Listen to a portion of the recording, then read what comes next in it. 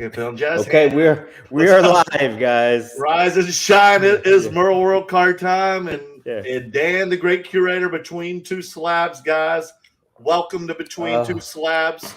This is a late show, more than usual, but this Sorry, is about guys. the only time right now we could schedule it because we have just gotten back from Dallas. Dan is still in Texas, I'm in San stranded, Diego guys. yesterday. Yes, you're stranded. I'm still in Texas on a different time zone. That's why we had to just kind of tweak the show time a little bit here. But we are here. We wanted to be consistent. We wanted to be here for you guys.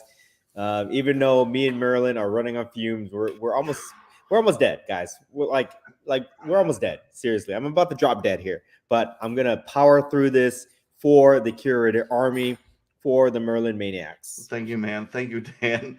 Yeah, it was like tough. Yesterday was my birthday.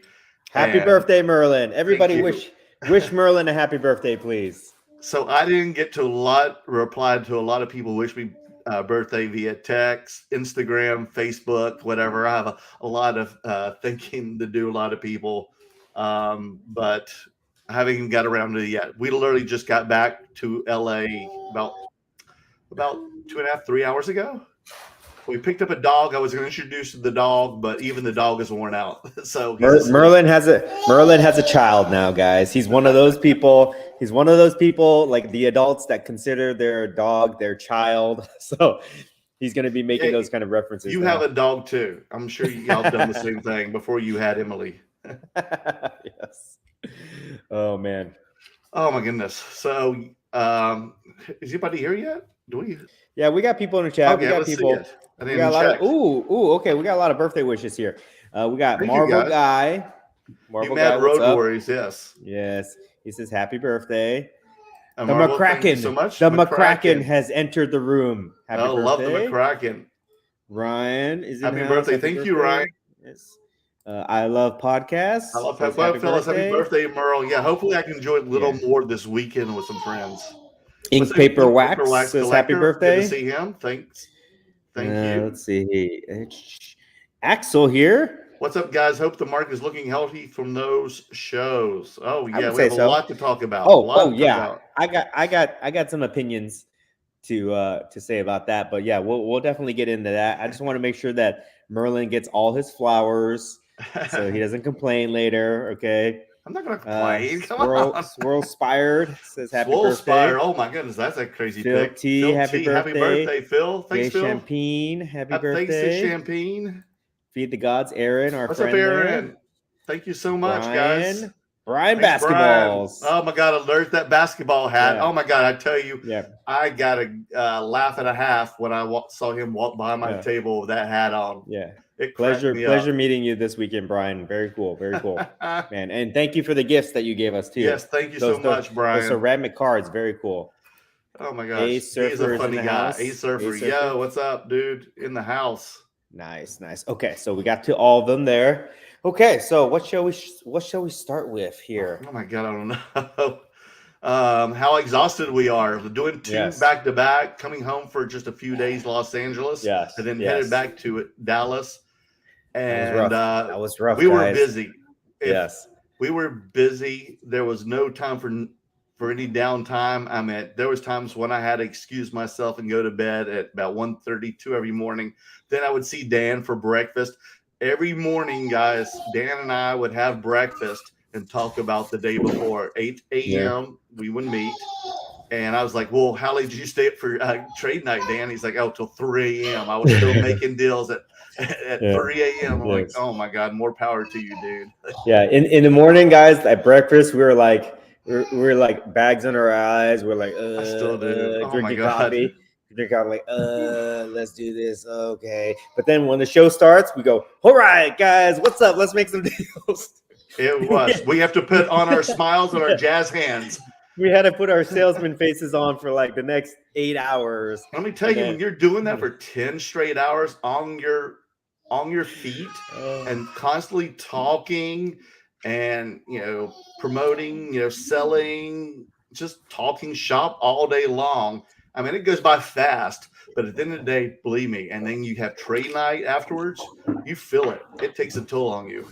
Yeah, it's a young man's game. Let me tell you guys, the card hustle is a young man's game. Okay, and I admit I'm not getting younger anymore. I was 29 for the longest time, Yes, but not lately, yes, unfortunately. for sure. And all the working out and spin classes and yoga, it still Yes. doesn't help. Yes, But you know what? I will say, me and Dan do better than most guys in their 20s at these shows. They killed it, fold guys. before we do, man. So we killed it at this show. Thank God that we had a great show. Dallas did not disappoint. Let's talk about this. let's talk. Well, first of all, Dan, tell them like the talk you had with me right before the Dallas show. Oh, okay. About us That retiring? you were worried about. Yes. Okay. Because you were worried. And I was worried too. After the Atlanta show, me and Merlin were like so down. We were like, okay, guys, all right. Maybe we made a mistake with this oddball stuff. Maybe we should get rid of the Star Wars, the wrestling, the Marvel, and go back to basketball, football, baseball. And I was like, if this doesn't turn out well, then we might have to retire. we might have to like sell call out. It quits. Yeah, go back. Cash it all out. Cash whatever cards you have, put them on auction, and just fold. Go back to the local shows. Maybe we're not as like big time as we thought we were going to these out of state shows every week. So yeah, we had serious like doubt for sure. Our confidence was very low, but we thought we had lost our mojo, guys. Yes, really did. Yes. Yeah. So, Dallas was going to be make or break for us for sure. And we went in there, and just from like the Thursday night, Thursday, which is the deadest day. Like that's the day you should not expect to make any sales. Yes. Just talking, networking with other dealers. And it's pretty much just like half the floor just of dealers. That's all it is. Not even a full amount of dealers, just half the room of dealers. Yeah. Thursday night, we got lucky and we got big deals the first night, and that just set the tone for the rest of the show for us. And every day it was just like nonstop deals. It was great, guys. And that is exactly what we needed. Once we got that back, we, our performance issues were long gone, our confidence way up, and we were ready to go after that. And that's what powered us literally through the whole weekend for sure. And that's why, we're so happy now that we kind of basically redeemed ourselves and proved that our inventory is good, that our instincts and our strategy and everything worked out the exact way that we wanted it to. Exactly. I mean, Thursday, Friday, like even from the last Dallas show, that was my first show. And Dan was even worried about me because I was only selling 1 or 2 cards on Thursday and Friday. And he was like, please, Dallas card show, let it work for Merlin on Saturday because I don't want him to kill me or get mad at me for making him come here. And only Saturday exploded for me, and then Sunday was dead the last time. But this time in Dallas, Thursday, Friday, Saturday, and Sunday, I killed it every single day. Yes. It was insane. I feel like I'm always keeping tabs on Merlin. Like we and him, we always have our tables next to each other, and I'm always keeping tabs on him. Like, and whenever I see a sale going down, I'm just kind of like looking to eavesdropping a little bit. When I see a big sale come down, I try to assist him if I can, but I need him, guys. I need Merlin to do well, because if Merlin says I can't do this and he drops out, I'm going to be by myself, and I can't be traveling the road by myself. I can't do it.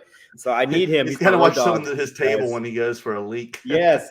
I need him there. He's my partner, so I have to make sure that he does well too. So I'm always like worried about him, but he was killing it this weekend. He made some big deals that I've never seen, like bigger deals than I've ever done for sure. Yeah. And he was just killing it. So I was very proud of him, very happy how everything turned out. I was so good. Dan came and gave me a big hug every single time. I was so excited. I mean, even though he's younger than me, he's like a father figure. He comes over and gives me a hug like a father does, like that's my son, that's my boy. Yes.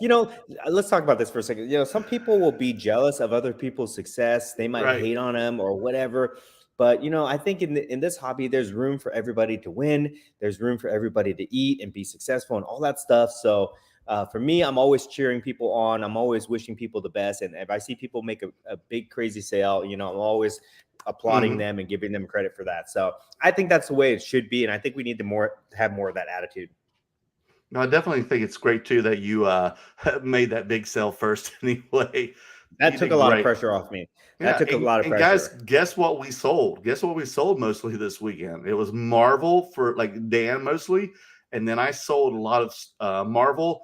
And you won't believe what was the biggest sell for me was Star Wars. I got wiped out of all my Star Wars 2021 Galaxy Chrome, and Dan sold a lot of PMGs, and then I sold all my expensive premium Marvel MCU autograph cards. So go figure. Why is it Dallas? Why is Dallas that way versus all the other out of state shows that we attend from Los Angeles? It's the people. I think like me and Marilyn were talking about this. Like all these shows, they're big venues. They have a lot of dealers. They promote and all that stuff. But I really think it's just the people that come to these shows.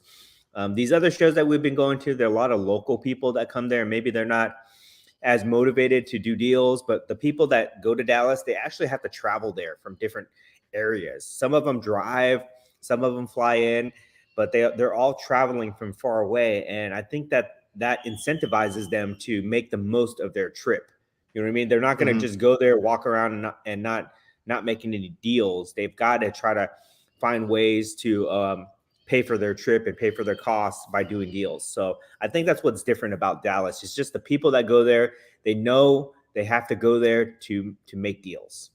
Yeah, I mean, because literally I had like a couple guys who were there just for the day. They literally flew in, like one guy flew in from New York City just for the day and then went back at night. And he just said, I met you at the last show.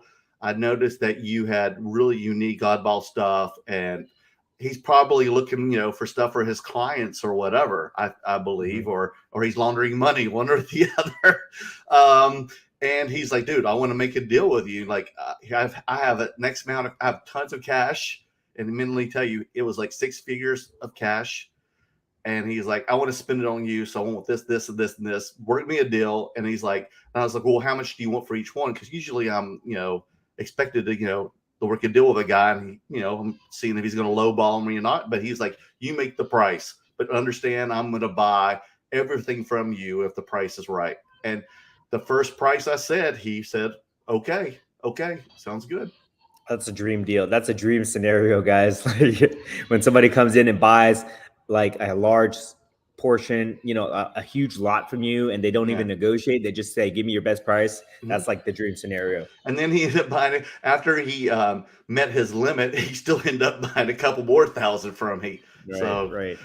Plus you want to make ththose relationships with that guy. And it's too bad because some of these people don't want me to record them or be, take a picture with them. And I understand maybe, for any reason, I, respect that. But, whoever you were, I will keep them anonymous. Thank you so much. Yeah, there's probably definitely a lot of money laundering going on at the shows for sure. With the amount of activity and cash that's flying around, like it's insane, guys, for sure. But that's why they have like armed, police officers walking the floor, like 5 or 6 police officers walking the floor. I mean, security there is definitely tight. But it's just the crazy amount of activity that's going in that room right now. Let's talk about our best deals, and then maybe some we'll get to like what bends my corner segment. But let me get to some of these comments here. We have a lot of notice. Oh yeah, people were up late, so thank y'all so much for staying up late to watch us. Appreciate it, guys. Appreciate it. Pokey Hello Sports, what up, guys? Good to see you. Marvel Guy 239. What's up, dudes? Marvel Cards, Surfer. Baby. Hey, Surfer. Happy birthday, Merlin. Thank you so much. Yes. Cardboard Richard. Hey, peeps. I'm from Canada. Curious at these shows, how much hockey product are at these shows, like the Dallas show? Well, in Dallas, there's a lot, I think. I mean, not that much, to be honest. Like, I would say, like, so? I didn't see that much. I maybe 5-10%. I would say. Is that? Oh, of course. But I saw more than usual. That was my point. Yeah, 5 to 10% of is what I see of hockey. But in California, it's like less than like 1%. Yeah, it's like Shows non-existent. for sure. Even though we have like two Southern California teams That that have do done pretty very well. well, Yeah, yeah, in the for past. sure. Pokey Hello Sports. What Cali shows are you guys looking forward or doing in the near future? I might do my local ones here in April to see how I feel, just I because they're nearby. You, Yeah, Dan? the biggest show that we have upcoming is end of Oh, that's April, right. which is a Del Mar Del Mar show. show, like a San Diego show. That's So the that's Union Marketplace guys, yeah, correct? that's a 3-day show. So hopefully, that will be the big one hopefully that will be a good one. Checking on your Okay. daughter. Is she okay? Oh no, I thought I heard somebody knocking. I'm in an Airbnb right now, guys. So I thought somebody was knocking. It's like, they're coming for my cards, guys. They're coming for my cards. Oh, can't be. Yes, Not where you are. Angel Cologne. Nice deals in Dallas. Just watched the video. Yes. Yes, I posted my Dallas vlog today, guys. So if you get a chance, please watch that video. Already, wow, impressive. Yeah, I put it together. I know, right? I usually I try to put it on the Monday, but I've just been so busy I couldn't do it. So I posted it today. I can't believe you did it today. That's impressive. I know. I threw it together. It's probably low quality, but watch it anyways, guys. I need the views, please, and please hit the like button. And yes, okay. Please hit the like, subscribe if you haven't, and then hit that bell button so you know when we do the next live streams. Yes. Mini Man, happy belated birthday, Merlin. Thank you so much, Mini Man. Yes, for sure. Multi-card vlogs, our friend here. It's good to see you, brother. Hey, brothers, what are your thoughts on Fanatics?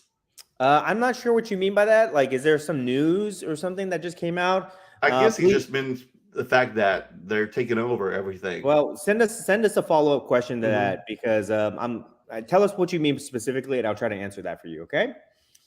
McCracken, Daniel, you had a weekend like flipping Steve in ATL. We all did. Yes. The McCracken. Let me just first say, McCracken, did you know did your wife see the cameo or the shout out that we gave her in the Atlanta vlog? Let me know. And yes, we had a flipping Steve like weekend. So that was definitely great for both of us. Yeah, I haven't even seen your vlog yet. I'll probably watch that late tonight. So, folks, if you haven't seen it, please check it out on Dan's channel. Yes. Zachary Lipman, love your last FE between Two Slabs videos. I love the tenderizing. How did you still find Marvel cards? Marvel cards come to us at shows, and if it's the right deal, we try to buy them. I'm still buying Marvel on eBay and things like that. If I can get it at the right price, or if I believe the card is going to be a certain value, I just go for it. I don't feel like I'm priced out. Just this. As the saying goes, I keep repeating, folks, if you display it, they will come. Meaning, if you have it in your display case, they will figure out that maybe that's what you're buying. Yes, for sure. Let's talk about that for a second. I noticed some other guys had Marvel cards at the show, and some guys bring Marvel cards to me. And I feel like there's two strategies that I've been seeing. Okay. Number one is that Marvel cards are hot right now, and anybody that's bringing Marvel cards or anybody that has Marvel cards, most likely they got into it at a very good price point, and now this is their moment to cash in. And what I'm seeing is some people are pricing their cards with a lot of premium in them of where they think they're going to be in the next month, 2 months, or whatever, right? And which is fair. It's your card, but that makes it very hard to move. And other people I've seen, they're pricing their cards right around where the market is right now or less, and they're moving their cards very easily. So let that just kind of be a lesson to you guys. Like, just because the market is very hot right now does not necessarily mean you've got to squeeze all the profit out of those cards, because it might be very hard for you to move. I know a couple guys at the show where they didn't really sell much at all, just because they were not willing to negotiate on their cards. And if you're not being active and you're not making moves, you may miss some good opportunities. So that's kind of like what I saw. What are your thoughts on that? So they were pretty much staying firm on their price tag. Correct. But they just had really high prices, to be honest, and they wouldn't budge much, right? I mean, I guess not. Yeah. Like I was seeing some cards that were maybe like $300, like a card that I would price at maybe $3,000-$4,000. I was seeing it at like $10,000. And Ooh, my. you just can't, you Which just will can't. scare people away. Yeah, you can't necessarily make moves like that. There's not many people that are willing to pay really high prices for cards. You know what I mean? So if you want to make moves, you gotta price it really, really according to your cost basis, not according to what you think the market is, because everything is negotiable, right? But the one thing that is not negotiable is what your profit margin is based off of your cost basis. You know what I mean? If you paid $500 for a card and you've got a chance to sell it for, $2,000, but you think that you can get 5 out of it, you got to weigh the cost of your time to hold it versus moving it at a good profit margin. You know what I mean? So that's something that I noticed at the show for sure. And the people that were flexible made moves, made deals. The people that were inflexible didn't have much activity, so that's just one thing I noticed. Yeah, and that's another thing. Like, Dan and I both, we price our, cards as much as reasonable we can, or try to give it a comp that's something like realistic. But what we have is sometimes very hard to comp. There might not be a comp on it, so we try to, put, thoughts into how much we paid for it and how much, did we pay for degrading or what else we traded for. So we will put a price on it. So guys, if you're just a buyer and you're coming up to our table, don't be intimidated by us, or, don't feel afraid to ask to negotiate, is what I'm trying to say. Don't be afraid to negotiate, because we might be more flexible than you think. And that's the whole art of going to card shows. And we may say yes, or we may say no, but at least the worst we can say is no. Yeah. And everything is up to negotiation, guys. Yes. So, everything is up to negotiations.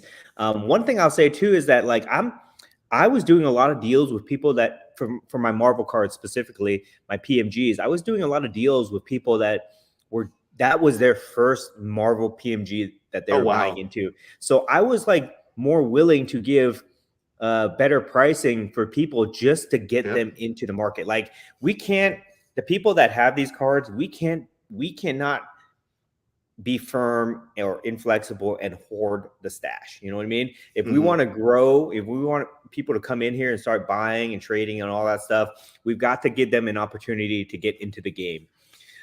So that would be my advice to all the people that have like these really great collections that they got them at low cost basis, and if they want to cash in, now's the time to take profit. But just keep that in mind. Just try to be fair with people and try to get them in the game, because if you believe me, I swear to you guys, if you get them, you give them a little taste. You give them the little taste of the drug, of the Marvel drug. Oh, it's terrible. They will go down that rabbit hole and they will buy a bunch of stuff for sure. I'm so confident in that. Once you get your first Marvel card or any type of card like Star Wars, wrestling, whatever, you go down that rabbit hole, and that's great, and that helps build the category of that collector community. So that's all I'll say about that. Okay, next one. Multi-card vlogs with the follow-up. Will Topps cards be more valuable after Fanatics takes over? I mean, I think they'll just stay the same. Yeah. Cards are cards. I don't really see any difference there. I think as long as these companies continue to put out good product and continue to update their designs and stuff like that, I think they'll be fine. I think the real question here is if Fanatics grows the collector community base, right? If more people come in and start collecting cards, will the Topps cards be more valuable? The older ones, I would say yes, because people will go back and they will try to buy those key cards, the rookie cards and things like that from Topps. The newer stuff, they probably will buy that too, to be honest. So if Fanatics can just grow the community, then I think that will bring value to every category. Okay. Good reasoning. Swole Spired. Do you have more fun setting up or attending and walking the floor? I guess setting up. Otherwise, that's what I'm doing it. Setting up for sure. Like, once you set up, you don't go back, guys. It's just like, we've talked about this many times before. I put out videos on why you should set up at card shows. So go watch those videos, please. But definitely it is a different experience, and it is so much fun when you have your own table and you set up. And then Dan and I do take turns walking the floor at times. to see what else out there sure. or trying to buy something. Yeah, we do both. We do both, but definitely there is an advantage of having your own table. Oh, definitely. Marvel Guy 239. I'm going to put that on a T-shirt. The card game is a young man's game. Yes, yes. I want a royalty on that. Okay, Marvel Guy, I Uh-oh. want a royalty on that. I Let's see love here. Marvel Guy's logo. Cardboard Richard. Also, I'm a big hockey PMG card fan. But notice those values haven't really gone up compared to stuff like Marvel basketball PMGs, because that's the reason.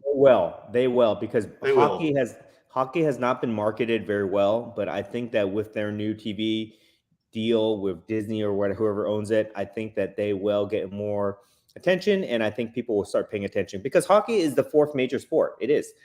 So I think those PMGs for any hockey fan or hockey collector, I think those will be have good value in the future for sure. Soon, very soon, I think. Possibly this year. Hey, Surfer, Merlin does YouTube too? Yes, I do. Check me out on Merle Cards.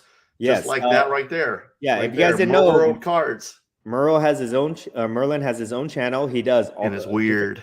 Yeah, he does different type of content. He does, Merle World After Dark, where they get a little spicy. And he talks. He interviews a lot of people. He does different content than I do. So yeah, and I do like a lot of table card table talk too, with people at my table that just talk. We just talk about cards and stuff, and I just record it. What happens at it, it's kind of like a vlog, but we just have long discussions about card collecting. He interviews a lot of people. They get, he's got a lot of interesting guests. Me, I like to talk about myself. I don't like to share the spotlight with anybody. No, and I don't want to. I want to compliment him. I don't want to compete with him. Yeah, I talk about myself all the time. But Merlin, he likes to interview other people, so he has different content. So if you guys have not subscribed, please subscribe to Merlin's channel. I got a lot of subscribers, a lot of followers on Instagram after this weekend. I will tell you that much. A lot. So, that's another thing. I mean, if you ever want, guys who's watching, if you do want to do YouTube content and pursue, being a social content creator, this, it kind of helps going to these shows and networking and meeting, not only like dealers, but other customers, and let them know about your content. So like it needs each other, being at the card shows and also doing content. It helps each other. Do you agree, Dan?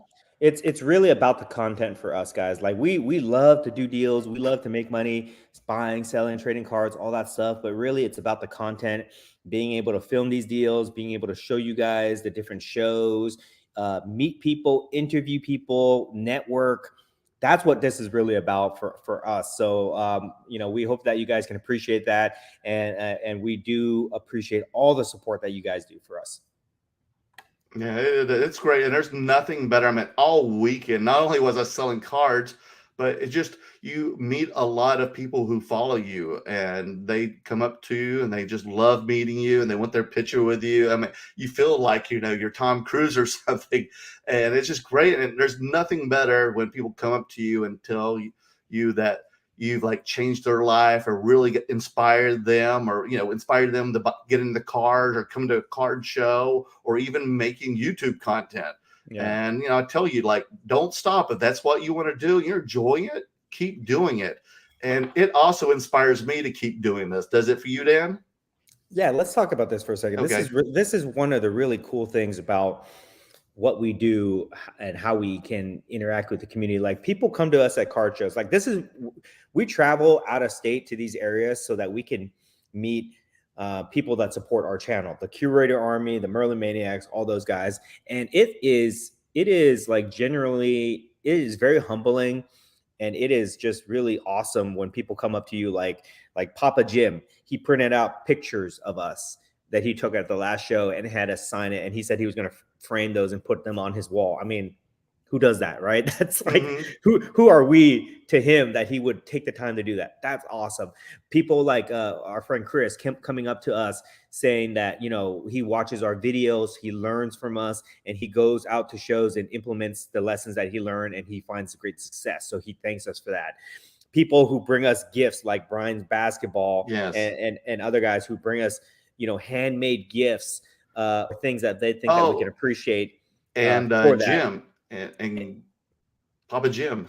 Yeah, your Papa Jim too. Like they bring us stuff to say thank you to us. I mean, this stuff is like this is what the community is all about. And because we get that type of feedback and that type of appreciation, I feel a responsibility to my community, to my supporters, to go out there and make entertaining and informative content for you guys. I feel that the responsibility to be as consistent with my content as possible. That's why even though I'm dead tired right now, I still make the time to do the Two Slabs show, to edit the video and post it as quick as I can, to make Instagram posts, all that stuff, because I feel like people they come to rely on us, and this is for them. This is like a form of entertainment or an escape or whatever, and maybe they just like it for fun. Maybe they feel like if we can do it, that's encouraging for them and they can do it too, or whatever it is. But I definitely feel the responsibility of this growing community that we have. Most definitely. And Yes. sometimes people come to you and to me and like, man, I'm sorry if I sound weird, or they feel like they're intruding. Like, don't ever feel like you're intruding or weird. We're all freaking weird. Even Dan's weird, believe it or not, in some aspect. But I mean, it's so humbling. Everything. I don't know if we deserve it, but it does make us feel so freaking good. And I blush sometimes. And so thank you. And I meant that I can, inspire other people, and y'all guys inspire us as well. So thank you. Yes. We definitely appreciate it. And definitely we felt the love at Dallas for sure. So, okay. I know we got our mojo back, Dan. We got our mojo back. For sure. Tao, we need tenderized merch. Yes, we do. It's coming, guys. It's coming. I'm working on it. We will have t-shirts. We will have t-shirts for the national. I promise. That's a guarantee. Have you trademarked this yet? I know.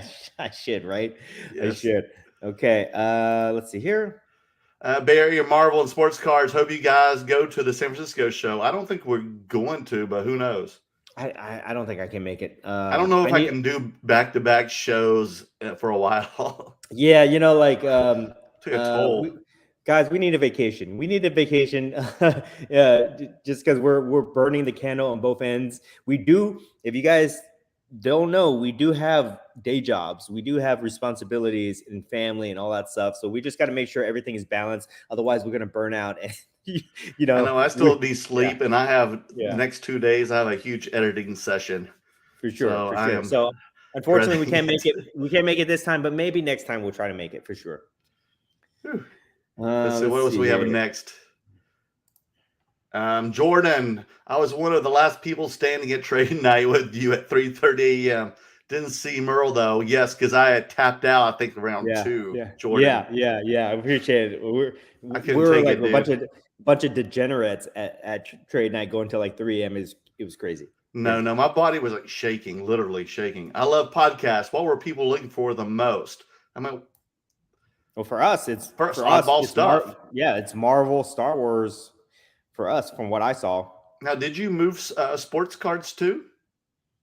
I sold one soccer card at a loss. Oh no! And I don't think I traded one basketball card. That was it. It was like almost all Marvel cards for me, to be honest, and a couple vintage baseball cards.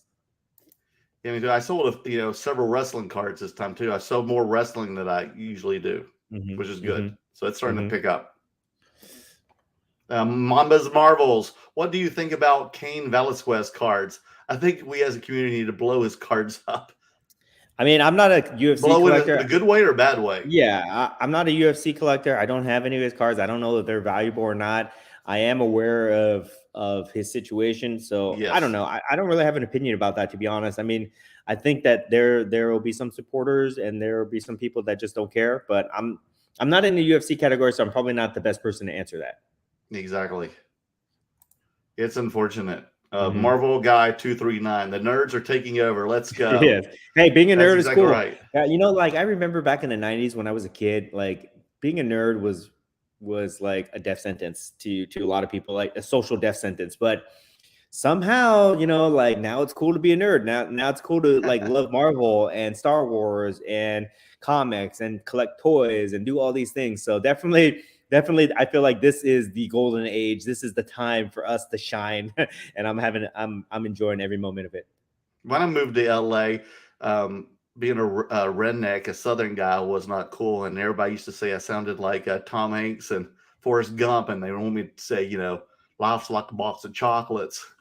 That was insulting. but now it became sexy. Thank you to Matthew McConaughey. Yes. Issa Lawidi, yo, late happy birthday, Merlin. Thank you so much, Issa. Yes, for sure. Pleasure meeting you. Champagne, success is earned, never given. You guys killed it in Dallas. One question: after a successful weekend, what is your buying strategy to reload inventory? Very good question. Dan, you go first.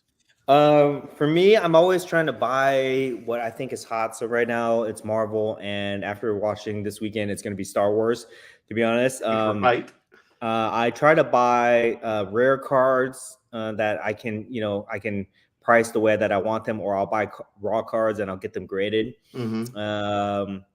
Yeah, so that's basically it. That's what I'm doing, and I'm gearing up for the Vegas show, which is coming up in 2 weeks.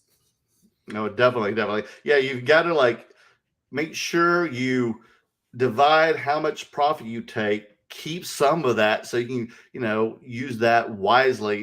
Depending on if you need to pay the bills with it, or buy a dog like I did with it, or whatever you need with that money. Go on a vacation or something, and then other money to reinvest so you can have more cards in your display case, so you're not just depleted down to junk cards or cards that people don't want anymore that you may need to move that aren't moving as well.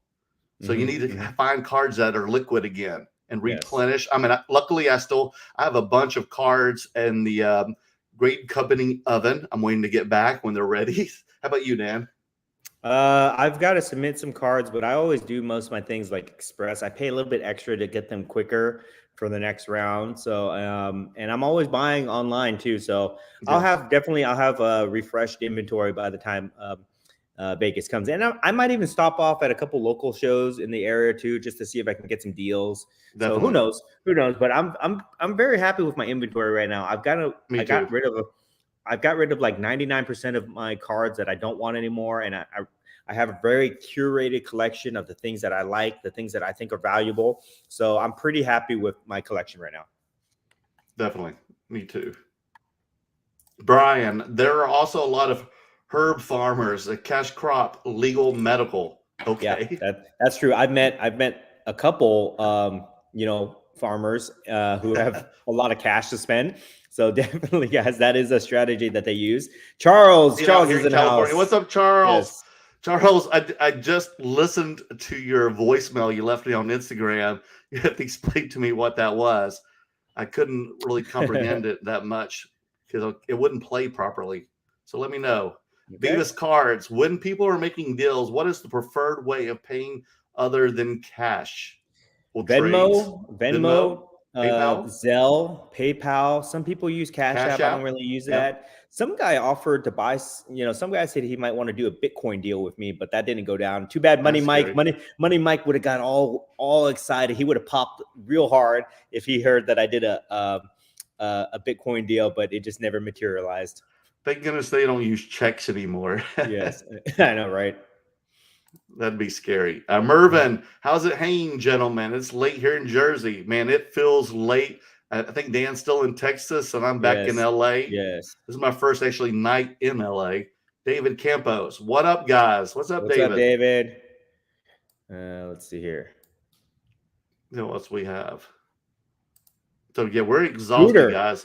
Cooter left. What's up, Cooter? I love that name, Cooter, man. Makes me feel like I'm back home in North Carolina. Dallas is always crazy. Stopped at the bar to have a drink and organized my purchases and watched a $20,000 deal that went down next to me. Oh, yeah. I can imagine. That stuff happens. That stuff especially happens in Dallas. Sure. Marvel Guy 239. Dan's video makes Dallas the greatest city in America. I will be there in May. Yes. I'm trying to get sponsorship from the City of Dallas Tourism Board. He's gonna have a key to the city by the end of the year, guys. All right. Marvel Guy 239 is coming to Dallas. All right, we'll see him there. Awesome.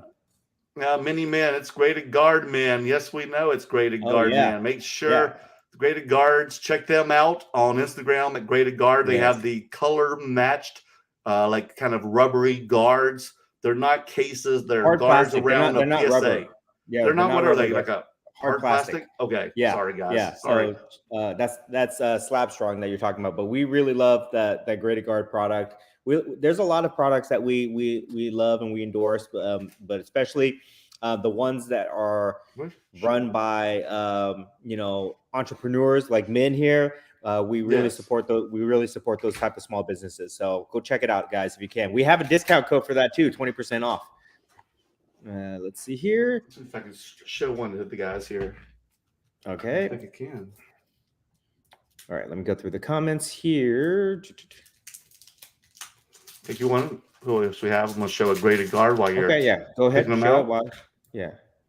I don't have the perfect color match, so men, excuse me if I don't do this right, but I want people to get an idea. Like here's just the plain white one. I have this one on a Mbappe that I got this weekend during trade night. Yeah. So look at that, and then this is going to look weird, but no, that's a BGS case. I'll pull one of mine out. Okay, please do, because my cases are still over in the living room near the dog. But they're really gorgeous, and they're like a rainbow of colors. I mean, you get a pink one, you get a yellow, an orange, a blue, a black, a white, a green, a purple. Here's my look at that one. Yeah, here's my Kobe Bryant and an orange one. Orange refractor, guys. So it's always cool, and I was able to pull this out right away because I've designated with this color, so I know exactly what card it is. So. And what's cool great, like when you have your display cases, they really pop in their display cases, and people's eyes go straight to it. So if there is a card that you've had trouble moving in a case, put one of those Graded Guards on in your display case. Let me tell you, people will notice that card, guaranteed. For sure. And we'll also have a in the end at the description after the show, we'll put our more information description, and if you use the code and go to their site, you'll get a 20% off your order. Correct? Yes, correct. I hope I said it right. All right, Bolt Cat. What cards do you guys PC? Cards in your collection that you would never sell? I mean, I'm really partial to my 2013 employer exclusive PMG set. So I've got like a crazy, I don't want to sell price on those. Those are what the things I love the most right now. Yeah, and especially my Hogan PMG. Your Hogan PMG. That's a beautiful one. The purple one, right? Yes. That's great. And I have, the very first cards I bought when I got back into this market back in 2018. And Dan knows I keep telling all the viewers, it's an RPA, National Treasure, and Flawless of Patrick Mahomes, and I also have one each of Luka Doncic. And I didn't even know about the market. I just wanted those cards because I was really impressed with those guys. And Dan's been trying to get me to sell them, but I won't do it now. We got a donation for the channel from our brother here. Thank you for that. Appreciate it. Thank you. All these little donations, this really helps us out, guys. So we appreciate it. Thank you. The big green. Let's go through this here, and then once I catch up here, let's talk about some of our best deals, shall we? Oh yes. Or do you want to do what bends my corner? God, I don't even know what we never even like gave a little talk about it before the show. What bends my corner? So you may have to do it because usually I do have a lot of bending quarters, but this weekend was so good. All my quarters got straightened out. I've got a couple. Okay, things. We got to hear. I got a couple bent corners to talk about. Okay, then you get started. Maybe I'll try to think Rolodex. And Hero 3 says your last video I saw you sell a bunch of Marvel PMGs. Did you use any one of that money to reinvest in PMGs? Of course, after marinating the deal. Oh yeah, always reinvesting. I'm always buying. I mean, I should be taking money off the table, to be honest. But I've got kind of like a problem. So I definitely put a lot of that money back into cards for sure. Now what'd you do with those PMGs that you bought in Atlanta from Teapot of Sports Cards Investor? I got them. They're being graded right now. Okay, great. Yeah. So you will, when you buy the cards raw, you will send them out yourself and you get graded, correct? Yes, generally I will do that unless I flip them at the show. Right, you'll go ahead and put them in a case just in case, just to see if you can. Yeah, and if not, Me I'll just too. grade them. I'll grade them, and then I'll put them out there for the world. For Yeah, I sure. was buying a bunch of also more Star Wars Chrome at the show, and people were like hovering me over like vultures. Like, how much do you want those Yeah. Chrome cards? I saw you put them in your bag. I know you want, I know you want to sell them. And I was like, no, I need to keep a few so I can have them on my display case at the Vegas show, so people will bring more to me. So I need Right. some, as bait, as they Yes. would say. Local card collector, happy birthday, Merlin! Thank you, local card collector. Yes. Feed the gods, Aaron. That's why I can't connect with you both so well. I'm super weird and different like Merlin, Hey, but I we're love the yeah, attention yeah, on all of me, like Dan too. Oh, yeah. you're a little taste of both of us, right? May We're have to all get into those weird. hockey PMGs. We're all weird in our own way. Like Yeah, yes, we are. if you guys really got to know me, all my friends think I'm super weird too. So If Dan wasn't weird, I'd find him boring, and I don't yeah, find him boring whatsoever. for sure. Let's see here. Okay, let's talk about what bends my corner here. Okay, Okay, go. You ahead. okay. You go ahead. I've been thinking about this, guys. So let me vent about this a little bit here, and hear me out and give me your thoughts on this too, Merlin, based on your Okay. experience. Dallas, as great as as great of a show Dallas is, I do still see some things that kind of rub me the wrong way, which makes me feel like I need to talk about these, or I need to bring light to this attention. And that is how people conduct themselves. The level of professionalism or decorum, however you want to describe it. I think that there still is a lack of professionalism for some people in the hobby. Maybe that's because they've never been taught that way, or they just don't think that the hobby is that way. But you know what I'm kind of talking about? That one guy that just went crazy at my table. We had some drama, guys. Let's talk about this. Let's talk about this. This is what really bends my corner, guys. People that come to card shows to try to start drama. Maybe they don't come into the card show thinking that way, but when they're there and something doesn't go their way, they try to start drama. I'm not going to get super into detail because I don't like to call people out. Understand. But I had this guy who wanted to, I sell Slab mags. I've got a good relationship with that company, and they give me product to sell at the shows. And this guy who had bought some Slab mags off of me wanted to exchange them for a different size or color, which I didn't have to do that, but I said I would. So I set some aside, and he didn't come back for like a couple hours. So some guy came by and bought up my entire supply of that specific color. And I knew I would be able to get more of them. So I didn't think anything of it. The guy came back. I said I didn't have it. I might have some later up in my room that I could get him later. But he totally freaked out. He totally he had a meltdown. This dude had a meltdown in front of all these people. Just started screaming, saying, I want them now. How dare you do that to me? Those were mine. I want a refund now and all this stuff. And I was like, calm down, guy. Calm down. You're acting like a child. Okay. Like, this is a card show. Don't get so worked up. And people were like looking at us. People thought we were going to fight. It was what's the word I'm looking for? It was childish. It was immature. Definitely, that's not the way you want to conduct yourselves, guys. We're at a card show. You shouldn't throw fits like an infant. You know what I mean? You need to act with a certain level of professionalism, especially if you do cards full time and you're doing big deals. There should be a level of professionalism, the way you conduct yourself, or a level of respect, at least, for the people that you deal with. So, for when I see stuff like that, it just makes me think that maybe some of the younger people who have maybe not been in the professional world before, when they jump into the cards, they think that they can just throw fits like that. And that's not cool. I talk about this all the time. This is one of my mission statements of being a gentleman investor and conducting ourselves with a certain standard. And I think that I have to get back and start preaching that mission statement again, because some people are not listening, and some people are not listening. And those things, for me, the way I see it is like, okay, I resolved it, right? We were cool. We fist bumped. You did. You did a resolved great job. because I went up to my room and I got those things for him later, like an hour later. I gave it to him. So there was no reason for him to act like that. But to me, I'm not going to do business with that guy again, just because if that's the way you conduct yourself, I don't want to I don't want to deal with it. So I'm not going to do business with that guy. And anybody that sees that guy act like that, they're probably not going to do it either. So I think it's very important that we teach, younger people that maybe don't understand how to act in a professional setting, that they need to understand that their reputation is very important, right? You don't want to have the reputation of being a hothead, of being a guy that's gonna, a loose cannon or anything like that, just because it's gonna hurt you.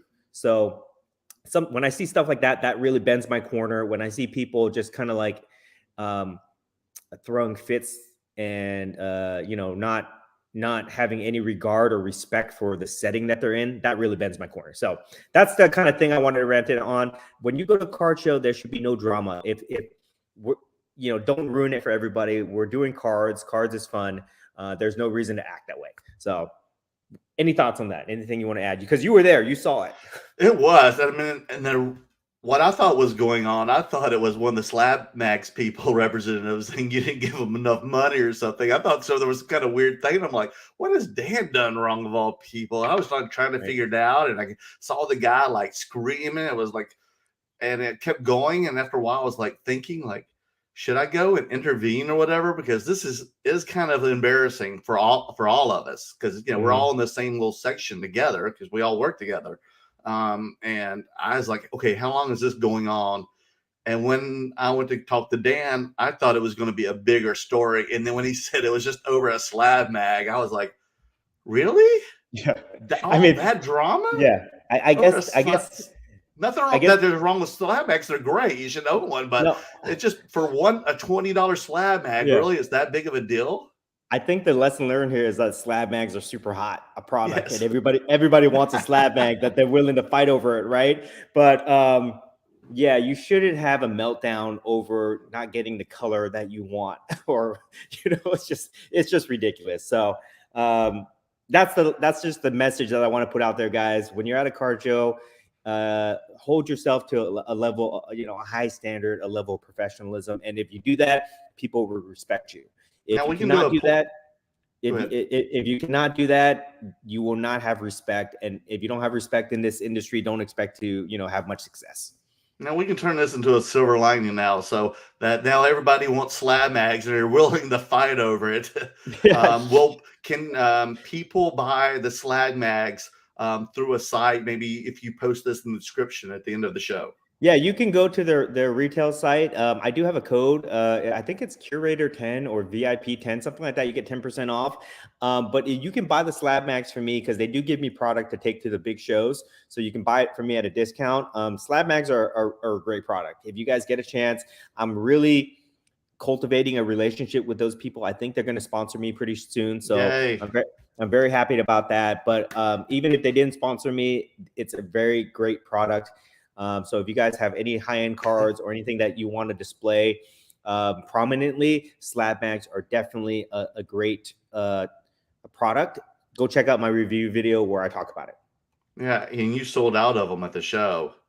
Yeah. And I know Min did very well with his graded guards at the show as well, because he was actually set up in Dallas.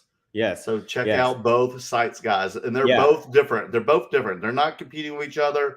They're, apples and oranges. It's a different product, different price point. And actually, just to show you that we have love for all the companies, at the Vegas show, we will be sharing a table with Graded Guard, and we will be helping them promote there. So if you're at the Vegas show, come check us out and go check out that product also. Yeah, I can't wait for Dallas. That'll be the next show, guys. Dallas. Yeah. So that's what bends my corner topic. Dan and I have 3 weeks of rest, hopefully. Let's talk about real quick. Let's turn it around. Let's talk about something positive. Okay. What was your best pickup of the show? Oh, my pickup? Yeah, your best pickup. I'm gonna go get mine ready while you're talking. I have two, folks. I have two. I got this Mbappe 2017 Chrome Kylian Mbappe refractor. PSA 10. I've been wanting one of these for a long time. Actually owned one of these about 2 years ago, and unfortunately I sold it at a very low price, and I was like, you know what? I regret it, because they really blew up after I sold mine, and I'm always wanting one again, so I got one during trade night. I also let me take this one out here. Also got a autographed Cristiano Ronaldo. It was a mosaic gold out of 10 autograph. The autograph was beautiful. And if you see my IG post, you'll see who I got it from. So thank you so much. And then I also made a deal on this Wayne Gretzky O-Pee-Chee rookie. It has a BVG. It's not a BGS. It's a BVG. It means vintage, Beckett vintage grading, 2.5. I'm probably at this one for a good deal. I talked to Dan. He told me how to go and approach this dealer, and I did exactly what he did, and it worked. So I'm going to give Dan a plug and a shout out that he definitely helped me, coached me into getting the price that I wanted for this card. And I'm probably going to crack it and send it to PSA, and hopefully it comes back at 2 or 3, and it'll probably double or triple the price of it. Yeah. That guy, that dealer, I tenderized him vicariously through Merlin to get that card. That card, guys, it's in a BVVG, whatever slab that is. Like Beckett's a vintage one. If he cracks it, he got that for like $1,000 or whatever. If he cracks that and he sends it to PSA, that's like a $2,000 card, I think. Exactly. Like that. Yeah, it's crazy. It's crazy. But so yeah, great pickups. Let me show you some of mine. One of them here is this Star Wars that's so funny. card. I just think it's like a Simpson character. Yeah. I just think it's cute, so I love it. I got this from our supporter Dale, so that's pretty cool. I got this really cool sketch card of Wolverine. It's a sketch booklet. That's freaking cool. Now, you're not supposed to tell who you got that from. This is a secret, but this was actually given to me as a gift, guys. I could not believe it. Look how badass a gift. And on the backside. On the backside is another freaking awesome, dude. What a gift that was. I know. So that's cool. One of my favorite. Nice of that guy. Yeah, one of my really favorite pickups here was this Godzilla comic. I'm in the comic game now. Cool. I was admiring that. That's a piece of artwork right there. Yeah. Definitely I don't care. A piece of art. I don't care about the value. I don't care about the grade. I just love the artwork. So this will be so epic looking. Yeah, and I traded a card that I really didn't care about anymore to get this. So super happy about that. That's an amazing illustration of Godzilla. Yeah, but perhaps the steal of the show for me from look at the face. Here we go, guys. And don't reveal the price. He already knows. Okay. Is the Star Wars gold refractor, superfractor, 1 of 1, Kurosawa. I picked this up from Merlin himself. He thinks he tenderized me. I think I tenderized him. I learned from the best, dude. I learned from the best. Who knows? He made good money on this. But I guarantee you this guy is going to sell it for double the amount. I know him. He's going to tenderize a lot of Star Wars buffs here. So got this card. That's my baby now. You treat it well, okay? Yes. I didn't get to keep the baby too long. Yeah. Now he's in foster care now. Yeah. If you don't treat it well, I'm taking it back. Okay. All right. So those are our pickups, guys. Okay. Oh, and I also bought my first Mickey mantle, a 57 mantle. So I sent that to PSA yesterday. Yeah. That was a steal for sure. Yes, it was. Okay. So let's get back to the comments here. Who do we have? Let's see here. Ivan, do you think the 1997 basketball PMG prices are comparable to the Marvel 2013 PMG sets? Oh, it's not even comparable. The 97 basketball PMGs are way higher. Yeah, because they definitely set the bar. Yeah, those are like the grail cards of PMGs. So they're all expensive. Even like a nobody is like several $1,000s. How many are in that set? Do you know? I have no idea. I just know that most of them are unattainable for many people. So the question is, because maybe if our viewers don't know, how much would a Jordan PMG go for? Like $300,000. Oh my God! Depending on the color, I'll give you another. And that example. would be a PSA what? 6, 8, a 6 that low? Yeah, 7 maybe. Like a Kobe green PMG, doesn't matter the grade on it, would be like $1 million card. Oh my God! Yeah, and I know somebody that has one, so it's crazy, and that's how much he paid for it. So he did. Oh my God, that person has some money. Yes. This is a funny question here. Money, carbs, and crime. If I may ask, what was the agreed price of the Kurosawa Superfractor? That is confidential. That is confidential between me and Merlin. But I'm very happy, folks. Yeah, I I had to pay up for it for sure. So Merlin made good money, but he severely undervalued I'm surprised it. Dan is still my friend. Yeah, he undervalued it. So don't worry. But We he both heard, let me tell you, he heard other people. The reason he bought it because he heard other people coming up to my table, kept up making me offers, and I kept denying them. And I would talk to Dan if I should take it or not, because I was contemplating if I should. And then Dan goes, "No, you shouldn't. You shouldn't." And then what do you think he does? He goes and buys it. I was like, Merlin, you get more than that. I was telling these people, oh, that card's not that much. That card's not that much. And then when they left, I said, okay, hey, how much you want for it for real? And then I had an Instagram follower tried to sell me a Darth Vader 1-of-1, and I was like, "How much you want for that?" And he's like, "I think it was already graded. It may have been a PSA 9 or 10, and he wanted like $15,000 for it.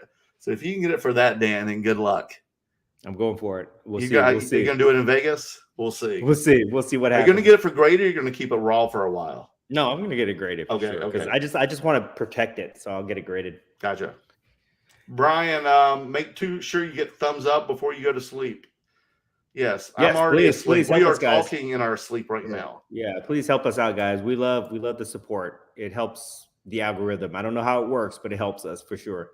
I think Dan sleep tenderizes, actually, folks. Mamba's Marvels. Blow them up in a good way. Thank you. Appreciate it, Mamba. Definitely. What do you have here?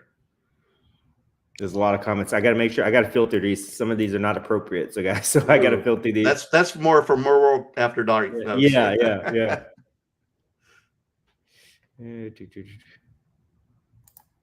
Okay. Let's see. Logo card collector. Dan, do you deal basketball cards anymore at all, or are you completely out of the sports game? No, basketball is like half my inventory, guys. Basketball is the bread and butter. It's just, I have more fun with the Marvel, Star Wars stuff, the oddball stuff, but definitely I love basketball. I'll always collect basketball. I don't do football. I don't do modern baseball. I do a little bit of vintage baseball, and I do just a little bit of soccer, just the GOATs. Yeah, I do football. But yeah, when we're at trade night, we're definitely, Dan and I actually we're buying and, trading sports cards. Yeah, for sure. Local card collector. Do either of you also collect comic books? I don't, because my girlfriend would kill me and just take too much space, but I know Dan does. So I'm getting into all the sellers to Dan.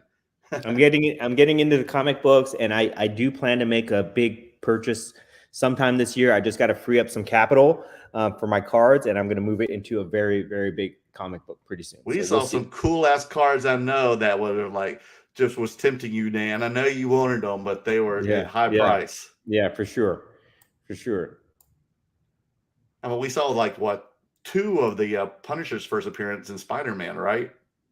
His first appearance comic book coming to us. I saw a raw Punisher first appearance, and then one that was graded 5.5 or something like that. Yeah. But they're just awesome. When you hold these things in your hand, they're just super cool.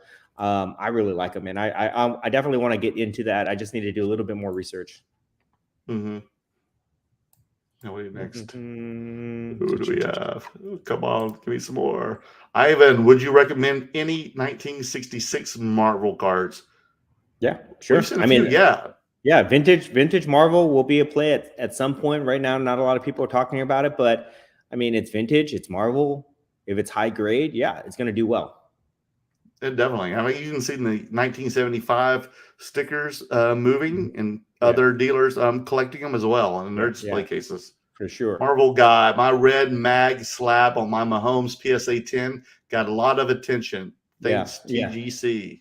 Yeah, the slab mags are a great product, guys. They need no explanation. Once you have them, once you have your card in them, once you hold it, you will spend the money on it. It is a superior product for sure. I love it. I love it. Mm-hmm. Logo card collector. Sounds like Merlin's corners were altered. Not really. Yeah. Merlin was having a great time, guys. Merlin was on cloud 9 the entire show, so he was. It was a high. I was doing the Ric Flair woo all weekend. Yes, for sure. We both were. I even heard when he got excited when Nan made his big sell on Thursday night too. His voice cracked. like he's seen a I know, right? brand new boy in puberty seeing a half naked woman for the first time. I popped real big, guys, when I made those Voice big deals on my cracked. He Marvel got so cards. excited. Yeah. I was like, he must have made a big sell. Yeah, I exactly. was happy for him. Right. Who else we got next? No, you're filtering them through. So let's answer more questions. Ken Wood, what's up, Dan and Merlin? What's up, Ken? 503 trading cards. Everyone smash the like button, please, and hit the bell button so next time we do a show. That's our friend Matt there. What's up, Matt? See you, Matt. From Portland. Oh, it is. Nice. Non-sports card dude. What's up, dude? Good evening, Dan and Merlin and all the Curator Army and Merlin Maniacs. Thank you, non-sports card dude. And it's also always good pleasure hearing from you on Instagram. Wise guy Slabs. It's like the Slab strong guy. He's been saying the great curator did him wrong. I don't know what he's talking about. That I met that Slab strong guy. He's a really nice guy. We met him at the Atlanta show. He introduced himself to us. Okay. That was the first time I ever met the guy. So he's a cool guy. He's got a great product too. If you want that type of product, they're really different guys. Like it depends on what you want the product to do, right? Some products look good. They all do the same thing. They all protect your cards, but some products look better than other depending on what your style is. So they're all good. We love them all. Definitely. Andrew Lee, does Slab Max ship overseas? Good question. Currently they do not, but if you buy it from me, if you use a US shipping address like Ship My Cards or something like that, I can ship it to you there and then you can get it that way. But if you buy from their website, they will not do it. Hey, Surfer, wow, Amazing Wolvie and Godzilla TGC. You collect comics too. Yep. I do. I love it all. I'm a collector of everything. Viking Sword. That Super Fractor is absolutely sick, guys. Yes, it is. Yeah, I love it. Yeah, I'm already missing them. when he gave it to me, guys, he was like, "Oh, sorry, goodbye." Oh yeah, and he kissed it like he was serious. He wasn't even joking. Yeah, and you came up to me like, "Merlin, did you just seriously kiss that card? Like you were very serious about it. Like you were sad." I was like, "Yeah, dude, I only had it for like a few days." Yeah, but you tipped me with the taste of nuts and honey, dude. Nuts and honey. And so sometimes money to speak, big money. So it was big money, guys. What's this here? But I'm looking for more Super Fractors. I know Dan is as well. So anybody has any, hit us up on Instagram. Oh yeah, I've got the bug now where I'm chasing Star Wars Super Fractors. Yeah, so anybody has any cell graded or non-graded, like low serial numbers, hit us up on Instagram. We're both looking to add to our collection. For Modern Crime and Cards. You're going to have the Japan poster one coming by your table soon. What is that? For the Star Wars, you're talking about the Japanese poster 101. There's the poster ones that are different languages. Oh, you've bought a couple. I've bought a couple. You've seen them. Yeah. I would love that. I would definitely love that. And they have like the different colored borders. The low numbers do, like orange and green. Let me go through this here. Okay. But that would be cool. While I'm filtering through this here. Okay. Give me your what should I say here? Give me your highlights from the show. Definitely selling a lot of cards, selling so much Star Wars, and even sold a lot of people don't even know they even exist. Maybe they forgot about it, but there was 1996 Topps Finest Star Wars cards that look beautiful. I mean the chrome or whatever on them, they look like modern cards. I would love to have a hold of some Super Fractors. Like I said, the Marvel Universe autograph cards sold. Also, the highlights were definitely trade nights, just meeting people, the viewers coming to our table, people who met us for the first time, knew nothing about either you or I. And so they would get excited to learn that, we existed and we sold weird oddball cards and that we had show content on YouTube and Instagram. They didn't even know. And we met a lot of people like that who knew nothing about, our social media. And that's always a delight to, introduce them to that. And, I noticed that they're on here right now. And I noticed they're on Instagram. So that's always great. We met the guy who is in charge of the Bat in the Sun channel. That's right. That does all those fighting shows on YouTube. So that was pretty cool. Yeah, he met us, and we made built a relationship and a bond and everything, and hopefully we'll see him when he comes out to visit in Los Angeles, because I Yeah, know he yeah, lives in yeah, Texas as yeah, well. yeah. Turbo Funk 559. Why basketball market down? But I see many moving at Dallas show. Well, I would say the basketball market is fluctuating, maybe even volatile, if you want to say. But I think that it's it's probably, I guess, hit the floor, if you want to use that term, or it's stabilized. I don't necessarily think it keeps going down. But the Dallas show is where the big boys come to play. It's like the big league. So you're gonna have activity there no matter what. If you go to like little tiny local shows, you might not get much traction on the basketball cards. If you're trying to buy online, they may be, whatever, or you try to sell online. But at the Dallas show, there's definitely more activity, and people are buying the cards that have value. Not the mass produced cards, not the non-rare, non-numbered cards, but people are buying like the blue chip cards there. So I think that's my experience there. And based off of that, I would say that the market is pretty healthy, just based on the level of activity. I mean, guys, literally, I was seeing like tens of thousands of dollars changing hands on Oh man, on small cards and big cards. So it's like, let me use this as a segue here. Let me tell you, this is part 2 of what bends my corner. Okay. Oh, we have part 2 of this. Wow. Part 2. Some idiots that keep leaving comments, and I have to keep blocking them on my channel. I don't like to block people on my channel, guys. I want everybody to be able to comment, but if you leave negative comments where you attack me or you attack other people or anything like that, I just block you, because I don't need to deal with that negativity.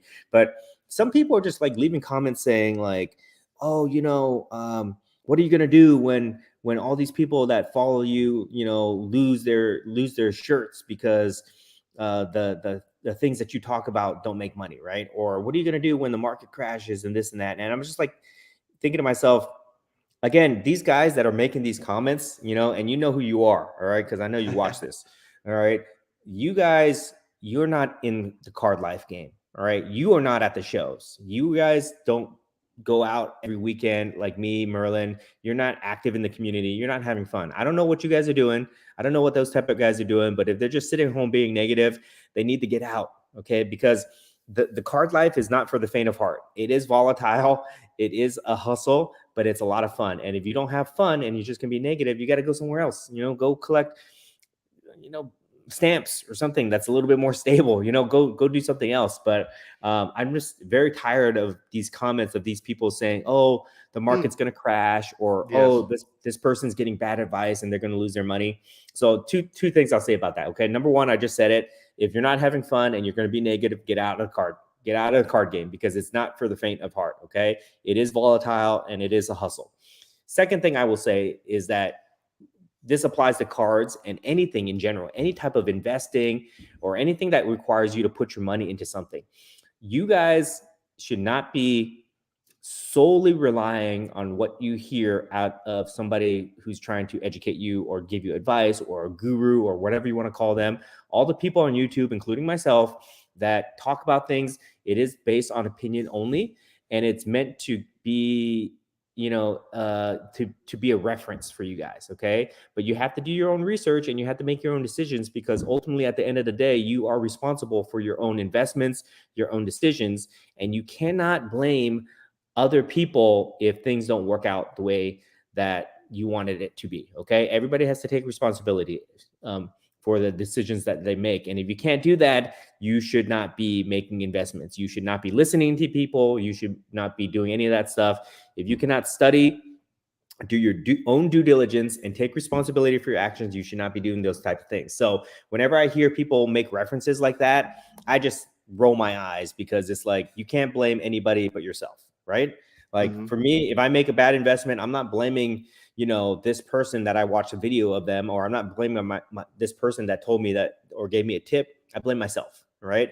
And that is the only way to go about investing, because not only do you take responsibility, but you learn from your lesson, and hopefully you can apply that and become a better investor in the future. So you definitely you have to be responsible for your own actions. And no one puts a gun to your head and makes you do this.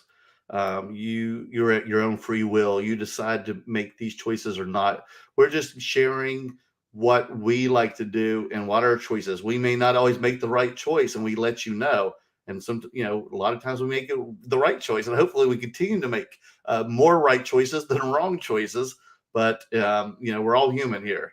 Mm-hmm. And I did have a person come to my table and was a little, wise ass, smart ass, and he was like, no one's going to care about these cards in 1 year, blah, blah, blah. And, whatever, because you got all the oddball stuff. And then I see the guy at trade night. Like, I forgot to tell you, I said at trade night, schmoozing up to you that night, Dan. Oh, was he? Yeah, I'll tell you later. You'll have to tell me about it later. Like, after that, I'm like, God, this guy is just, but and then Dan laughed and he's like, did you try to sell him a card? I was like, yeah, I did. I was like, come look, I got some good ones for you. I just made a joke about it. I didn't even really care, because how could I? I had a grin from ear to ear. I was so happy that week. So I could care less, man. Yeah. Bring it on, man. Everything has a collectible market, guys. It doesn't matter if I saw there's a people dude been doing it for hundreds of years, folks. Let me tell you this, guys. There's a guy that's at every Dallas card show, and he primarily sells like 90% of his inventory is Jimmy Carter autographs. Jimmy Carter, the president. He sells like 90% of his inventory on his table are like cut signatures of Jimmy Carter. And he's got like the Bushes. He's got even Donald Trump. I bought an Obama book. I bought the Obama Springsteen book from him. Yeah, he sells stuff, guys. So there's a collectible market for everything. It's all political. Yeah, some people collect like I don't know, Playboy cards. We saw that there. Mm-hmm. Some people collect Marvel cards like us, Star Wars cards. Some of them had to have little dots on it so you wouldn't see, the exposed parts. Yeah, some people collect entertainment rock and roll cards. I saw a card of Queen Elizabeth when she was like a little kid there. Yes, we did. People buy that stuff. So, but this has been going on for like hundreds of years, Dan. Collecting. This is not a new thing. Yeah. So the people that have great success in the hobby are the people that collect the things that they love. They don't buy things because somebody says, "Oh, this is going to be really hot," and they can flip it. Right. You have to love what you buy so that you understand it. Right. Mm-hmm. And if you don't follow that principle and you're trying to chase profit, you're probably gonna get burned at some point, but you can't blame anybody but yourself. Yeah, I mean, maybe that guy, he sees the card market like a stock market, like flipping or something, where he doesn't understand, like, more people who do more of the oddball stuff see it as collecting. If that's the way you look at it, I would say just go play stocks. Go play with the stocks, because it's a lot easier. It is way easier than playing in cards. You gotta love card life if you're gonna be in this game. Otherwise, you cannot blame anybody but yourself. For sure. And now, after we said the bit in the corner, I didn't get to finish also what were my highlights of the weekend. I want to make sure I let you all know that it was great, to have you around, not only as a partner, collaborator, and a friend, but being part of the Curator Army, but also being part of the Curator family. And I was very happy and appreciative. One of my biggest highlights was Dan and his family taking me out for my birthday dinner for a big, juicy, fat steak on the bone. And we ate a bunch of pies. We thought they were going to be like LA-sized pies, just little slices. But everything in Texas is huge. The steaks were huge. The pie was we ordered 3, a pie and a cake, and each slice was that freaking big.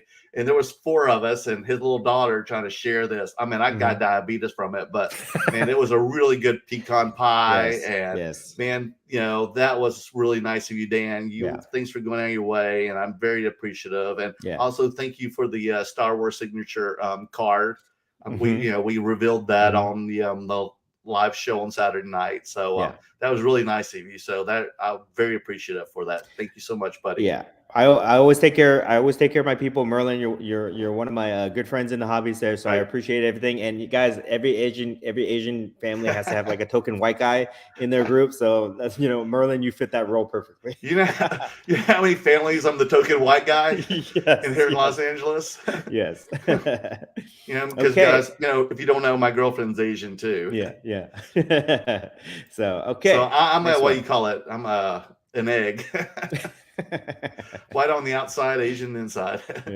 Bent cardboard. Got to bring the Merlu later. What Merlu I can't Raider? even pronounce Is that our that. new? Is that the the Yeah. Benifer? We're the Yes, Merlu yes. Raider. They're giving us a Roadshow to the Expo in Toronto, designation. Canada. Yes, we got to go sometime, Dan. I want to go to a Canada show. I don't know if our stuff I've would never do well been in to there. Canada either. We don't have any hockey cards except for that one, Gretzky card you have. But Oh, do you think it'll be a different world like that? I think so. But I'd be interested. I'd be very interested to go.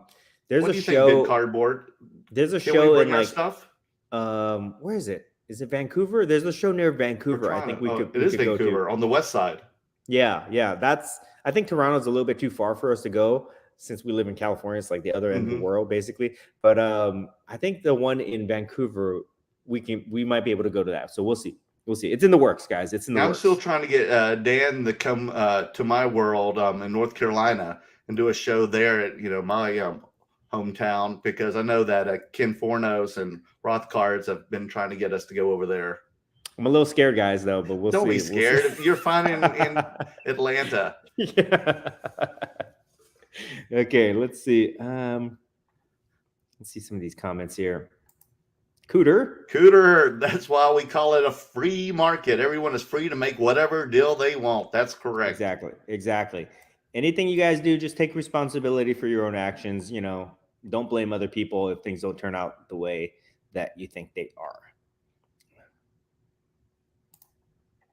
Cooter, as a 40-year plus collector, I buy every card knowing the value may go to zero, but I am not buying for an investment, but for the love of the cards. That's correct. Enjoy what you do. For sure.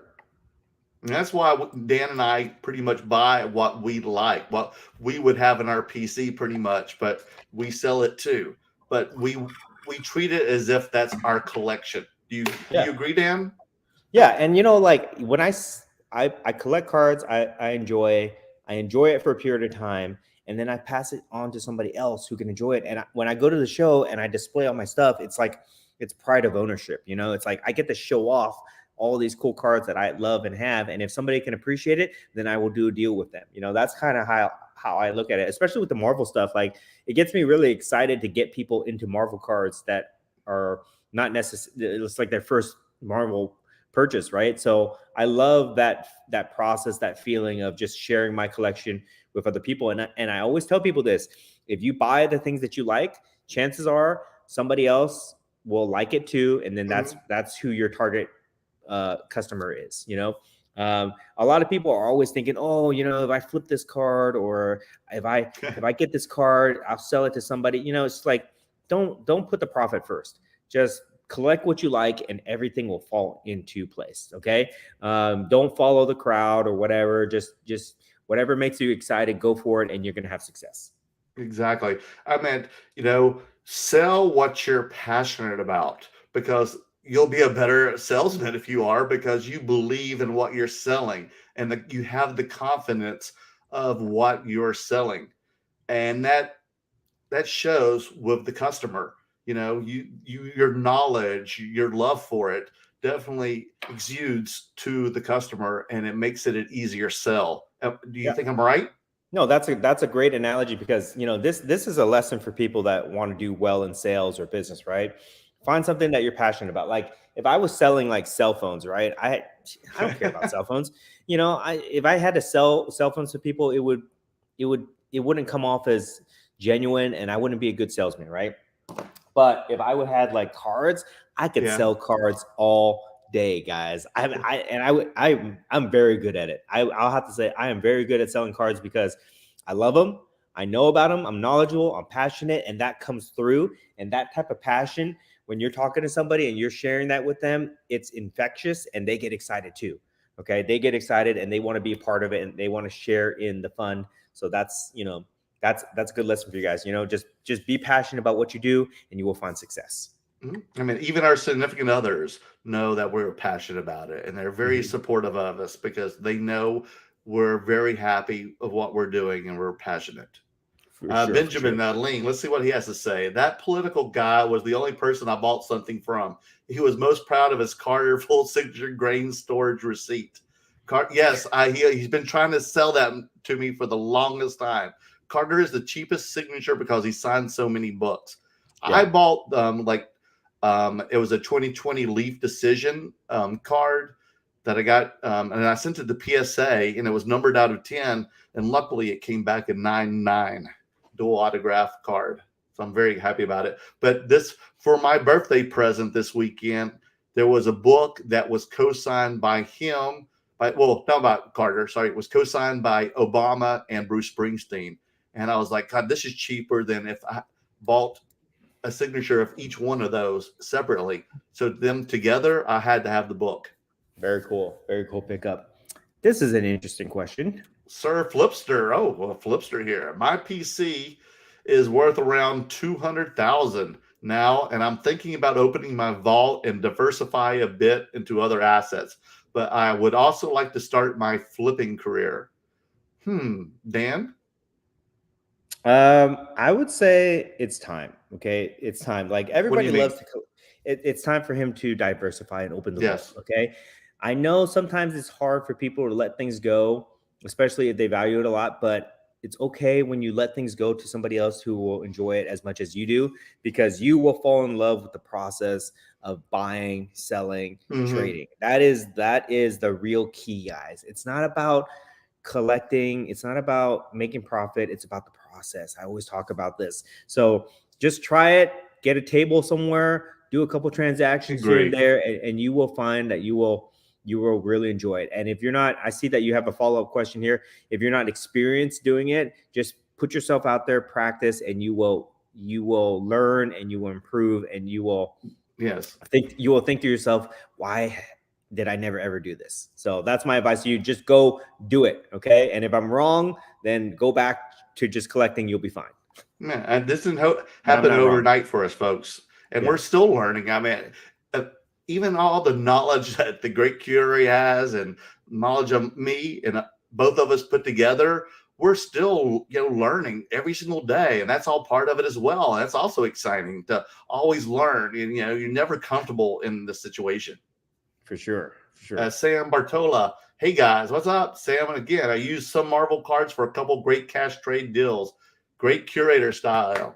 Good job, cash trades are my favorite type of deals, guys, because you get the best of both worlds. You get some cool cards, you get some cash back.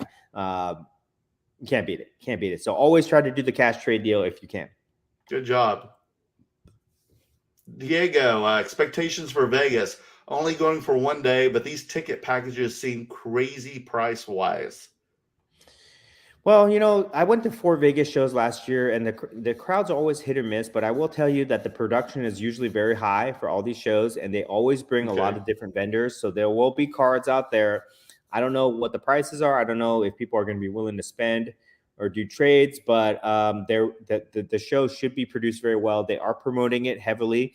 There's a lot of money behind it, so I do expect it to be a big show. I do know a lot of different people from all across the country that are going there, so I do expect there to be really good vendors and good inventory there. I just don't know if their crowd is going to be there to facilitate deals.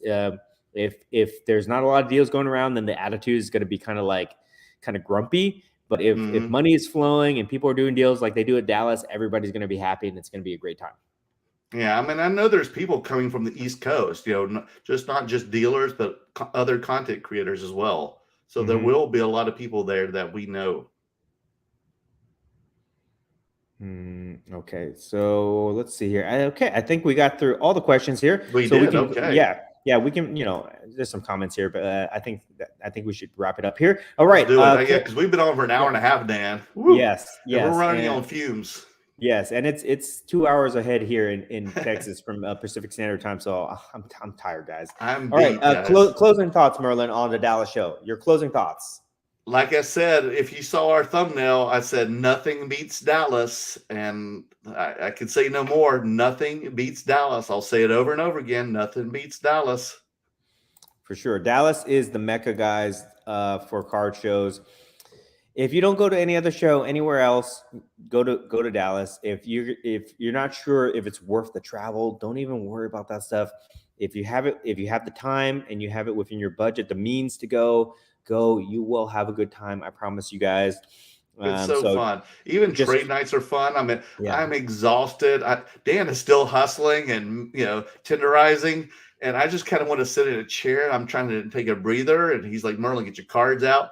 And I'm not even putting effort into it, folks. And guys are yeah, coming to my table and buying things from me. It's that easy. yeah, It's pretty yeah. effortless. I mean, you still got to put effort into it. Don't get me wrong, but let me tell you, if you don't want to do any effort and you just have cards out on the table during trade night, people are like, there's just so much good energy and positive energy in the world, in the room, that people just want to make things happen with you. People love interacting. Everybody's in good spirits. And luckily there was nothing crazy or shady that really went on this weekend. I mean, there's always, There was one thing, yeah. there was the one thing there. Somebody did try to steal something from A the box. table, but they did get caught. So thank goodness for that. Mm. But yeah, Dallas is the Mecca, guys. That's all I can say about that. So my closing thoughts are, the last few weeks for us have been, a whirlwind. We've had highs, we've had lows, but I think that we always have to remember that we do this for fun, and Yes. it's not always going to be good things. There's going to be bad things too, and we try to share that with you guys so that you understand that, so you really understand what this card life is all about. But I would say, for the most part, as long as we are consistent with our activities and we are still putting our efforts in, the goods far outweigh the bad, and we always have a good time doing it. So Dallas was a huge success. I cannot wait till the next show, which is going to be in May. In between then, we've got the big shows, which is going to be Vegas and the Del Mar San Diego show coming up for that. So stay tuned for that. And with that's that, the Vegas show, that's called the Mint Collective. So if you want to check it out, go to Instagram at Mint Collective, or just Google Mint Collective, and that's the end of March. And then the Union Marketplace is sponsoring, what's their show called? It's called Union Marketplace, correct? Yes. And they can find that also on Instagram, and then if they Google it, correct? Yes, for sure. So check those out, because we'll be there. So please come. It doesn't matter where you are. If you've got the time, come see us that weekend. Yes, for sure. So, okay, with that, I think we'll sign off because I'm about to pass out, guys. Me too. Get some rest, Dan. Yeah. So thank you guys for hanging out with us tonight. I know we started late, so I apologize for that. Yeah, thank you so much for staying up late, guys. We will see you guys next week, and enjoy, guys.